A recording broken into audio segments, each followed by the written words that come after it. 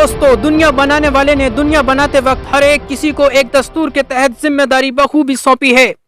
Ecosystem का balance बनाए रखने के लिए हर एक किसी की अहम भूमिका है, चाहे वो इंसान हो या पेड़ पौधे या जीव जंतु।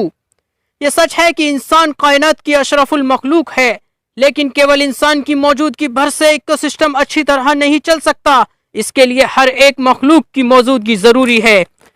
इसीलिए आज हम बात करेंगे एक ऐसे परिंदे की जिसे हमने इस भाग दौड़ भरी जिंदगी के दौर में भुला दिया और उसने हमें भुला दिया। इस परिंदे का नाम है गिद्ध, बल्चर्स। भारत से कहाँ गए गिद्ध?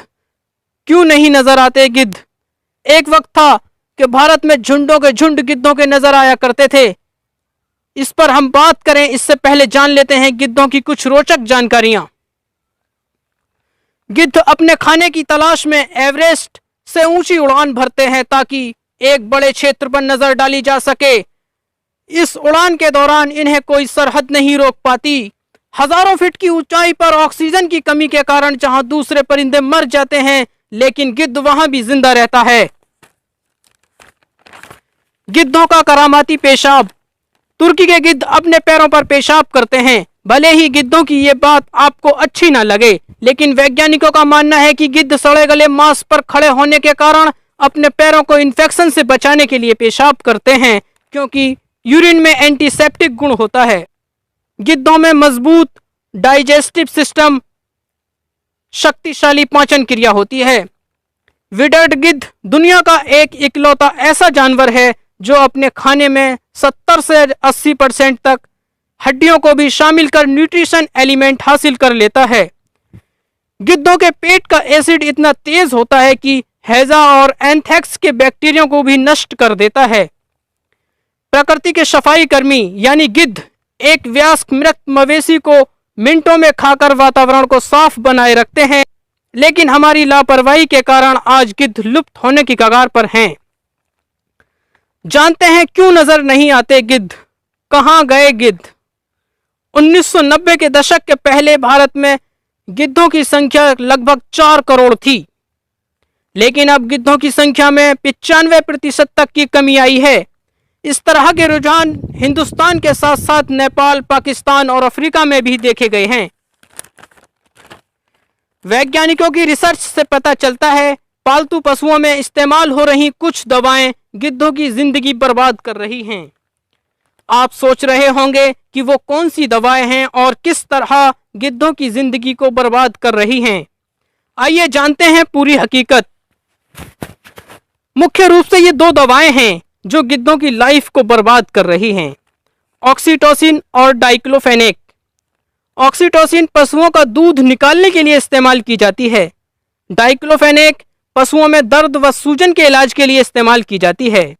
इस इलाज के दौरान जब किसी पशु की जान नहीं बच पाती है और वो मर जाता है, तो इसे बाहर फेंक दिया जाता है और उसे गिद्ध खाते हैं और ये दवाएं गिद्धों के शरीर में पहुंच जाती हैं और ये दोनों दवाएं अलग अलग तरीके से गिद्धों पर रिएक्ट करती हैं।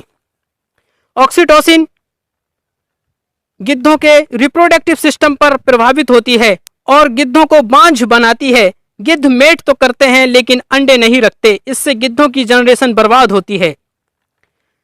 डाइक्लोफेनेक बड़ी मशहूर दवा है, एंटी इन्फ्लामेटरी कैटेगरी की ड्रग्स है, इसे एनएसएड्स भी कहते हैं और इसके कारण गिद्धों की किडनी फेल हो जाती है, क्योंकि ये गिद्धों के यूरिनरी सिस्टम पर प्रभावित होती है और गिद्धों की किडनी फेल होने के बाद 12 से 24 घंटे के अंदर गिद्ध की मौत हो जाती है। जब इस तरह की रिसर्च सामने आई और गिद्धों की करोड़ों की संख्या हजारों में सिमटने लगी, तब सरकार जागी, कई संस्थाएं सामने आई, संरक्षण का काम शुरू किया गया। तब तक बहुत देर हो चुकी थी। ऑक्सीटोसिन और डाइक्लोफेनेक अपना काम पूरा कर चुकी थी।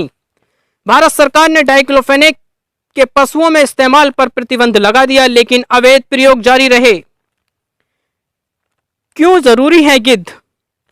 घंटों का काम मिनटों में करने में माहिर गिद्ध सड़ा गला मांस खाकर वातावरण को साफ कर बीमारियों को फैलने से रोकते हैं और हमें महामारी से बचाते हैं। जबकि आज विकल्प के रूप में कुत्ते, कौवे, गीदड़, चूहे आदि सड़ा गला मांस खाते हैं, लेकिन ये अपने साथ कई बीमारी भी लाते हैं। इसीलिए गिद्धों के अलावा कोई भी इस काम को करने में सक्षम नहीं है पूरी तरह, क्योंकि गिद्धों में खुदा ने ऐसी सलाहियत दी है कि सड़ा गला मांस खाने और उसी में रहने के बावजूद कोई बीमारी अपने साथ नहीं लाते, क्योंकि इनका शरीर संक्रमण फैलाने वाले बैक्टीरियाओं को नष्ट कर देता है। इसीलिए गिद्धों का संरक्षण किया जा रहा है। भारत में गिद्धों की 9 प्रजातियां पाई जाती थीं, लेकिन पिंजौर वल्चर्स प्रिजर्वेशन सेंटर में 3 प्रजातियों का संरक्षण किया जा रहा है और इनकी तादाद में भी बढ़ोतरी हो रही है, लेकिन उतनी नहीं जितनी कभी हुआ करती थी। इसीलिए इस बेशकीमती परिंदे को बचाने के लिए आप भी सहयोग करें।